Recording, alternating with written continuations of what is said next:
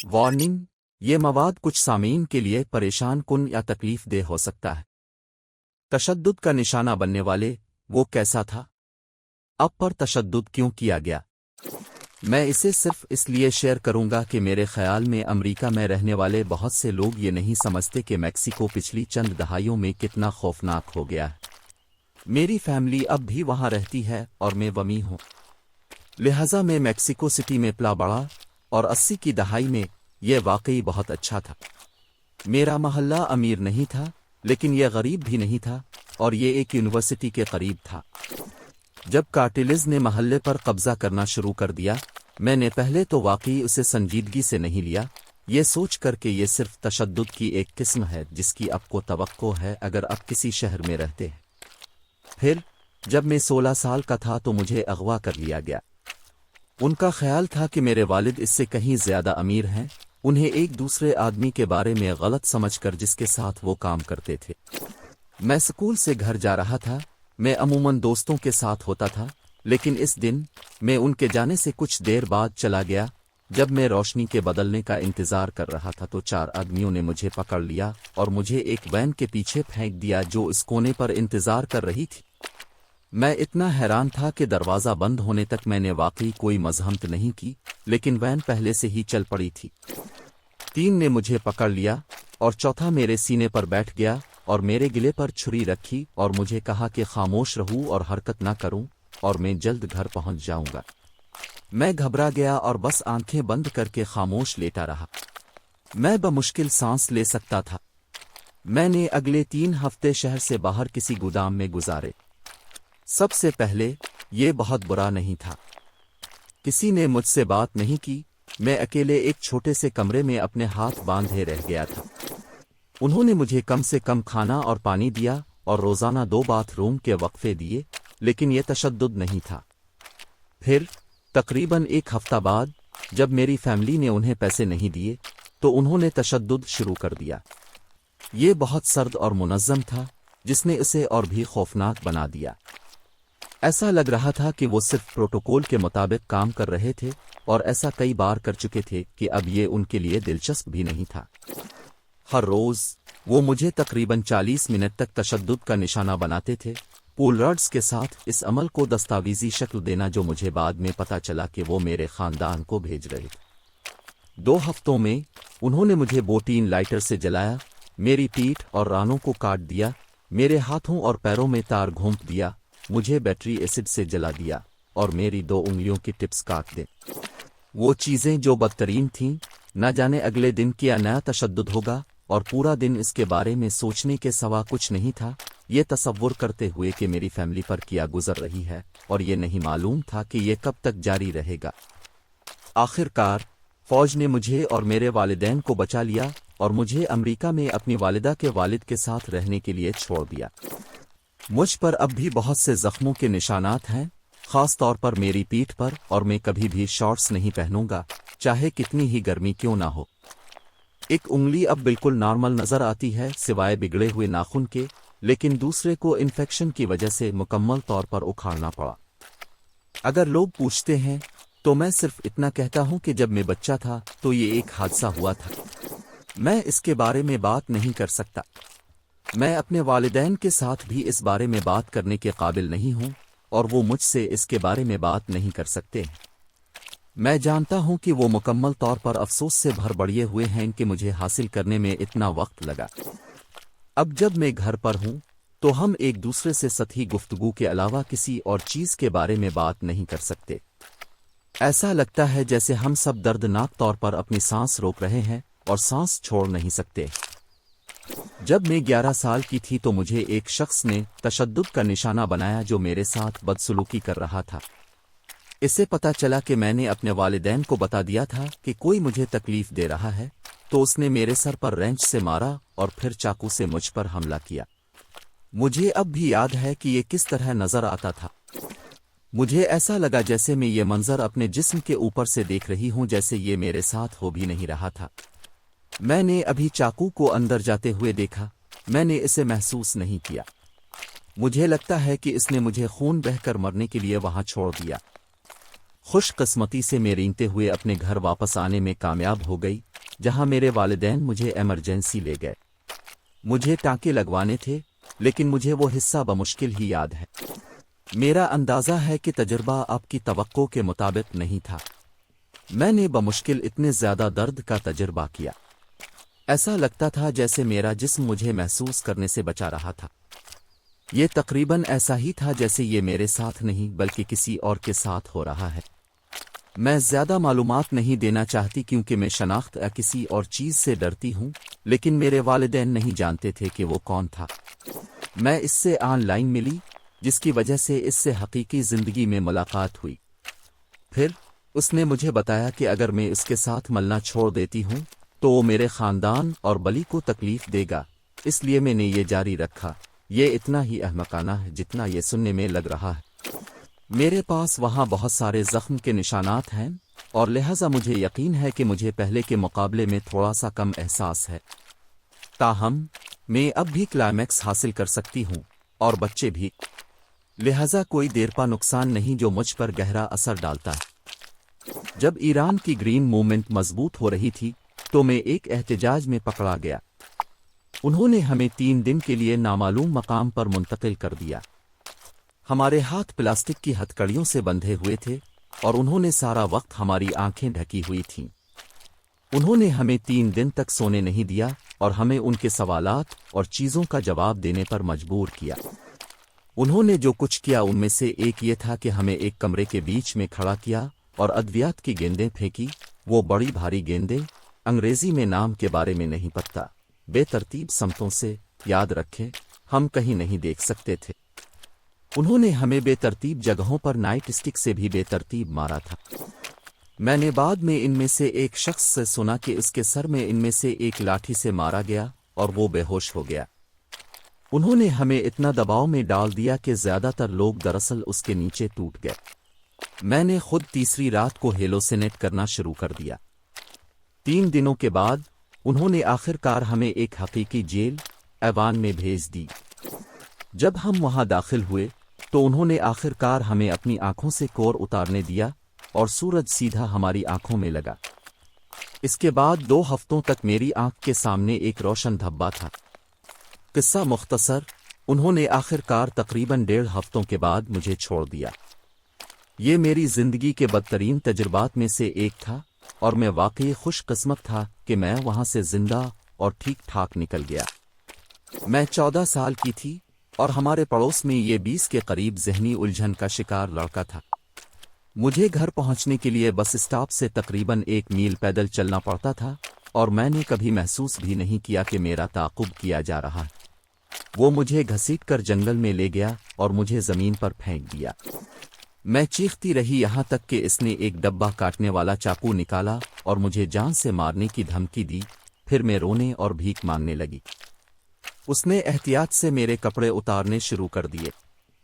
उसने मेरी रानों के अंदरूनी हिस्सों को काटना शुरू कर दिया। ज़्यादा से ज़्यादा काटी जा रहा था।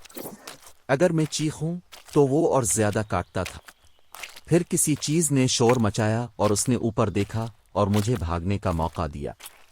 मैं अपनी ज़िंदगी में इतनी तेज़ी से कभी नहीं भागी।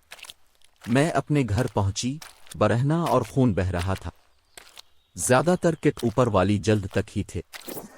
इनमें से कुछ ने मुस्तकिल ज़ख्म छोड़े हैं, लेकिन मैं अब भी नहाने का सूट पहन सकती हूँ बगैर किसी की तवज्जो हासिल किए।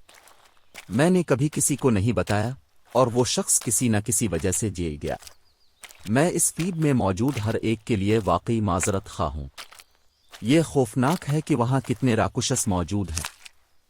मुझे पकड़े रखा गया और एक गर्म स्त्री को मेरे बाईं हाथ के ऊपरी हिस्से में कई मिनट तक रखा गया। मुझे 3rd डिग्री जलन इतनी शदीद थी कि एक बार मेरी जल्द खराब हो गई। जब मेरी पट्टी उतरी तो आप हड्डियों को देख सकते थे। इस बात का इम्कान था कि मेरे हाथ में मुस्तकिल तौर पर फंक्शन ख़त्म हो जाएगा। ताहम ये इतनी अच्छी तरह ठीक हो गया है कि अब कभी भी ज़ख्मों को महसूस नहीं करेंगे जब तक कि मैं उनकी तरफ इशारा न करूं। ये वाक़या तकरीबन 6 साल पहले पेश आया था। जब मैं पहली बार यहाँ पहुँचा तो मैंने एक वीरान जगह पर एक तरह के कम्युनिटी गार्डन में ताउन करना शुरू किया। मैं किसी भी चीज़ के बारे में कुछ नहीं जानता था, लेकिन ये एक तफरीही काम की तरह लगता था। जब मुझे नौकरी मिल गई, एक दिन ये लोग आते हैं और हमें बुरा भला कहना शुरू कर देते हैं और चीज़ों को तोड़ना शुरू कर देते हैं। इस दिन जब मैं घर वापस जा रहा था, मैं किसी किस्म की वर्दी में मलबूस 3 आदमियों के साथ मिला और तीसरे ने मुझे रोका और उसने मुझे उनको फॉलो करने की हिदायत की। हम एक सरकारी नज़र आने वाली गाड़ी में सवार होते हैं और मैं इस इहाते में पहुंच जाता हूं जो वहां से बहुत दूर था जहां से मुझे उठाया गया था, एक कच्ची आबादी के करीब, एक खस्ता हाल कमरे में, ड्राउने से और तबाह व बर्बाद लोगों से घिरा हुआ है। आखिरकार मुझे पूछ गुछ के लिए बुलाया गया, एक प्लास्टिक की कुर्सी पर बैठ गया और मुझे बताया गया कि मुझे अपने सामने कुछ बकवास पर दस्तखत करने की ज़रूरत है जो मैं बता सकता था। मेरे डूब बेचने के बारे में बात कर रहा था, मैं नहीं था, लिहाजा मैं घर वापस आ सकता था। मैंने कहा कि ऐसा नहीं होने जा रहा है, मैं एक वकील चाहता हूं और ये कि मैं किसी और से इस वक्त तक बात नहीं करूंगा जब तक कि मुझे वाकई कोई वकील नहीं मिल जाता। असल में यहाँ कानूनी तरीक़ाकार नहीं है, लेकिन मैंने सोचा कि ये इस वक्त कहना बनता था। इसके बाद उन्होंने मुझे बांध दिया और मुझे एक ऊंची कुर्सी पर बिठा दिया जो एक बच्चे की कुर्सी की तरह थी लेकिन लंबी थी। मैं लंबा हूं लेकिन अपने पांव फर्श पर नहीं लग रहे थे। जो शख्स मुझसे बात कर रहा था वो कमरे से निकल गया और फिर एक मोटा आदमी जिसके हाथ में एक अजीब किस्म की बकवास लग रही थी, बाग की नली, बाल्टी और छड़ी पानी का हीटर नमूदार हुआ। मेरे बगल में आकर मुझे थप्पड़ मारा और कहा कि मुझे वही करना चाहिए था जैसा मुझे बताया गया था। उसने मुझे थप्पड़ मारा, मुझे दोबारा इस चीज़ पर दस्तखत करने के लिए कहा और जब मैंने इनकार किया तो मेरे बालों को एक हाथ से पकड़ लिया और दूसरे हाथ से मुझे 2 बार पीटा। एक बार फिर कहा, मैंने कहा नहीं। वो कमरे से निकल गया, ठंडे पानी की एक बाल्टी लेकर वापस आया, मेरे ऊपर डाल दिया और नली को मेरे चेहरे पर डाल दिया, जिसके बाद इसने मुझसे पूछा कि क्या मुझे ये पसंद है। मुझे हम जिन्स परस्त और बोंगा कहा। मैं अब भी कागजात पर दस्तखत नहीं करूंगा। मुझे ये वाज़े याद है कि किसी ने मुझे डॉक्टर से पूछने के लिए कहा था, लिहाजा मैंने ऐसा किया। उसने मुझे ऐसे देखा जैसे मैं मजाक कर रहा हूं या कुछ और मेरी साइड पर हंटर मारा और मेरी पीठ के एक हिस्से को नली से बेहिस कर दिया और मुझे करीबी टॉयलेट के कमरे में फेंक दिया गया। दरवाज़ा बंद था, जबकि किसी बेतुके शख्स के साथ किसी वजह से यही सलूक किया जा रहा था। मैं रोने लगा। मेरे दादाजी के इंतकाल के बाद से मैं नहीं रोया था और मैं चीखा चलाया। ये सिलसिला चलता रहा। उन्होंने मुझे एक किस्म के बैत अलखला में फेंक दिया जहां कमरे के ऊपर सिर्फ एक पाइप टपक रहा था। एक मौके पर दरवाज़ा खिलता है और मुझे मेरे बालों से इसी कुर्सी पर खींचा जाता है, मेरी हथकड़ी काट दी जाती है और अब वहां एक और गंजा छोटा सा आदमी है जिसकी दाढ़ी है, वो पहले वाले के साथ। वो मुझसे कहता है कि वो प्रोसिक्यूटर है और कि अगर मैं कागजात पर दस्तखत कर दूं तो मैं घर वापस जा सकता हूं और ये सब भूल जाऊंगा, क्योंकि मैंने कहा था कि कहीं बदतमीजी हो रही थी और मैं ठीक हो जाऊंगा। उन्होंने जो कुछ कहा मुझे इसकी ज्यादा समझ नहीं आई। मैं मुल्क में सिर्फ आधे साल से भी कम अरसे से था, लेकिन मैं उनसे कहता रहा कि मैं ऐसा नहीं करूंगा, इसलिए वो चला गया और फिर मुझे बार बार कोड़े मारे जाते हैं और मोटा आदमी मुझसे कहता है कि अगर इसने अब मुझे गोली मार दी तो एक छोटी सी बंदूक खींचकर मेरे चेहरे पर रख दी, किसी को कभी पता नहीं चलेगा और ये सब मेरी गलती है और इसमें से कुछ भी जरूरी नहीं है। जब उसने मेज पर मेरा सर मारा तो मैं दरअसल कागजों पर रोया, लिहाजा उसने मुझे दोबारा मारा, मुझे कुर्सी से बांध दिया और नए लेकर आया। ज्यादा कोड़े मारना, ज्यादा चीखना चिल्लाना, मैं दरअसल सिर्फ इस वक्त मरना चाहता था ताकि ये आखिरकार खत्म हो सके। मैं इसके अलावा और कुछ नहीं सोच सकता था कि ये सब वहां खत्म होना कितना अच्छा होगा। वो मुझे कुछ दीगर रोते हुए लोगों के साथ इस पेशाब से ढकी हुई जगह पर घसीटते हुए ले गए। उनमें से एक फर्श पर झक गया और मैं सिर्फ एक दीवार के साथ बैठकर जोर जोर से रोने लगा। मैं कांपने लगता हूं और नोट करता हूं कि मेरे अतराफ में दर्द है और ये इतनी सर्दी है और मुझे दर्द होता है और ये कि मैं दर्द के बगैर चल नहीं सकता और कांपने से नहीं रोक सकता। आखिरकार वो मुझे फिर उसी जगह पर घसीट कर ले गए, फिर वही कहानी, लेकिन जब इस आदमी ने मुझे मारा तो ये तकलीफ दे नहीं था। मैं नहीं जानता, ये सिर्फ नहीं था। मेरा मतलब है ये वाज़े तौर पर बुरा था लेकिन तकलीफ दे नहीं था, लिहाजा मैं चीखने चलाने से पहले थोड़ा सा मुस्कुराता हूँ। وہ ایک پلاسٹک بیگ لائے اور مجھے اس کے ساتھ دھمکی دی۔ مجھے بعد میں پتا چلا کہ اس کا مطلب یہ ہے کہ یہ اور بھی بدتر ہو سکتا ہے۔ پہلے کی طرح ہی کہانی، کوئی بکواس پر دستخط نہیں، اور کسی طرح انہوں نے مجھے بیگ سے دھمکی دینا بند کر دیا۔ آخر میں مجھے مختلف لوگوں کے ساتھ اس دوسری جگہ پھینک دیا جاتا ہے، جن میں سے کچھ واضح طور پر حال ہی میں آئے ہیں، اور غیر معینہ وقت کے بعد مجھے دوبارہ بلایا جاتا ہے۔ گندگی کی طرح لگ رہا تھا اور ابھی بھی رو رہا ہے، لیکن وہ مجھے دنیا میں سب سے زیادہ خیال رکھنے والے لہجے میں بتاتے ہیں کہ یہ سب ٹھیک تھا، اور یہ کہ میں اپنے تمام سامان واپس لینے کے بعد ایک ڈاکٹر سے چیک کروا سکتا ہوں جو آیا بھی نہیں تھا، اور کچھ بے تکے کاغذات پر دستخط کریں جن میں سے ایک نے عجیب طور پر پوچھا کہ کیا میں نے کبھی غلط طریقے سے خیال رکھا ہوا محسوس کیا۔ موٹا بندہ مجھے بنیادی طور پر کہیں کے وسط تک لے گیا اور مجھے بتایا کہ اگر میں وہاں واپس نہیں جانا چاہتا ہوں تو ان سب کو بھول جانے سے میں بہت بہتر رہوں گا۔ مجھے کچی بستی کے وسط میں زور زور سے روتا ہوا چھوڑ دیا، بغیر قمیض، جوتے اور پیسے کے، اور میں نے کسی طرح خود کو گھسیٹ کر گھر واپس لے آیا۔ خوش قسمتی سے، چونکہ زخموں کو ظاہر ہونے میں کئی دن لگے اور انہیں دور ہونے میں 6 ہفتے لگے، میں اپنے دوستوں کے ساتھ اکٹھا ہوا اور بالآخر ایک کیس کو آگے بڑھانے میں کامیاب ہو گیا، اور اس کے بعد سے بہت کم ڈراؤنے خواب آئے۔ میں 1969 میں ویتنام میں خدمات انجام دے رہا تھا جب جنگ میں بہت گرما گرمی تھی۔ میں اپنی پوری زندگی امریکہ کی کمیونسٹ پارٹی کا رکن رہا ہوں، اور میرے اعلیٰ حکام یہ بات جانتے تھے، اس لیے میرے ساتھ ہمیشہ بہت برا برتاؤ کیا جاتا تھا، اور میرے ساتھی فوجی مجھ پر تھوکتے تھے اور رات کے وقت مجھے سگریٹ سے جلاتے کیونکہ یہ میری غلطی تھی کہ انہیں لڑنا پڑا۔ وہ مجھ سے نفرت کرتے تھے کیونکہ میں کمیونسٹ تھا۔ میں اس کے بارے میں کسی سے بات نہیں کرتا تھا، یہ صرف میرے سرکاری ریکارڈ سے لیک ہوا۔ انہوں نے کمیونسٹ پارٹیوں کے تمام ارکان کو ریکارڈ کیا۔ اس کے 3 مہینے بعد میں اس سے تھک گیا۔ میں نے فیصلہ کیا کہ میں شمالی ویتنام چلا جاؤں گا تاکہ ان کی لڑائی میں مدد کر سکوں، کیونکہ میں اس وقت کی امریکی حکومت کو سخت ناپسند کرتا تھا۔ میں نے ایک چھوٹا سا بینر پینٹ کیا جس پر لکھا تھا، سن لونگ، برا مہربانی مجھے چھپا دو، اور شمال میں ایک گاؤں مل گیا۔ میں وہاں کچھ دوستانہ مقامی لوگوں کے ساتھ رہا، اور اگلے دن میں بیدار ہوا کہ AK-47 میرے چہرے کی طرف تانی ہوئی تھی۔ انہوں نے مجھے اس سے مارا، مجھے بے ہوش کر دیا۔ مجھے یاد ہے کہ مجھے ہتھکڑیاں لگائی گئی تھیں اور گھسیٹ کر جیل لے جایا گیا تھا۔ ان کا خیال تھا کہ میں ایک امریکی ہوں جو گم ہو گیا ہے، لیکن میں کہتا رہا، سن لونگ، اور جیل کی کوٹری میں 3 دن قید رہنے کے بعد انہوں نے مجھے ان سے بات کرنے کی اجازت دی۔ میں نے انہیں بتایا کہ میں امریکی فوج کے بارے میں کیا جانتا ہوں، اور انہوں نے کہا کہ میں ان کی مدد کر سکتا ہوں۔ میرے ساتھ بہت اچھا سلوک کیا گیا۔ میں جنوب میں اسکاؤٹنگ مشن پر جاتا تھا کیونکہ جن لوگوں سے میری ملاقات ہوتی تھی وہ سوچتے تھے کہ میں ایک امریکی فوجی ہوں اور اس کے بارے میں کچھ نہیں سوچتے تھے۔ ایک دن جب میں اسکاؤٹ مشن پر تھا تو میری پرانی پلاٹون کے ایک دستے نے مجھے پہچان لیا اور مجھے سیگون کے باہر ایک فوجی جیل میں لے گیا۔ انہوں نے مجھ سے پوچھا کہ میں نے NBA کو کیا بتایا کیونکہ ان کا خیال تھا کہ مجھے اغوا کر لیا گیا ہے۔ میں بار بار کہتا رہا کہ میں نے انہیں کچھ نہیں بتایا تھا۔ انہوں نے مجھ پر یقین نہیں کیا، لہٰذا انہوں نے مجھ پر تشدد کرنا شروع کر دیا۔ ہر روز 1 گھنٹہ تک مجھے تشدد کا نشانہ بنایا جاتا رہا۔ یہ ہمیشہ ایک ہی 5 چیزیں تھیں، لیکن مختلف ترتیبوں میں، لہٰذا میں اس کی تیاری نہیں کر سکتا تھا۔ مجھے پانی میں ڈالتے تھے، وہ مجھے پیٹتے تھے، میری شرٹ اتارتے تھے اور مجھے 10 منٹ تک کوڑے مارتے تھے۔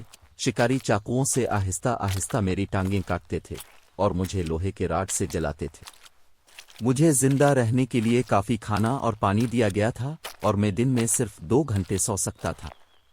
یہ کافی تھا تاکہ میں نہ مروں، لیکن پھر بھی وہ معلومات کے لیے مجھ پر تشدد کرتے رہ سکتے تھے۔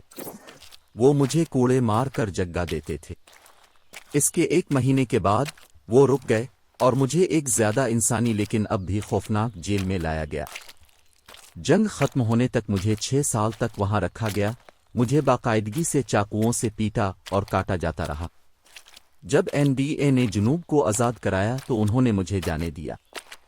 میں نے روس منتقل ہونے سے پہلے 3 سال تک وہاں مترجم کے طور پر کام کیا، جہاں میں فی الحال رہتا ہوں۔ میں نے اس کے بارے میں کبھی بات نہیں کی کیونکہ اب میری ایک بیوی اور 2 خوبصورت بچے ہیں۔ وہ نہیں جانتے کہ میرے ساتھ کیا ہوا۔ میں اپنے والدین کے ساتھ باقاعدگی سے رابطے میں ہوں۔ زندگی اچھی ہے، لیکن میرے پاس اب بھی ان دنوں کی خوفناک یادیں ہیں۔ سننے کے لیے شکریہ۔ سبسکرائب بٹن دبائیں اور مزید ویڈیوز کے لیے نوٹیفیکیشن بیل کو فعال کریں۔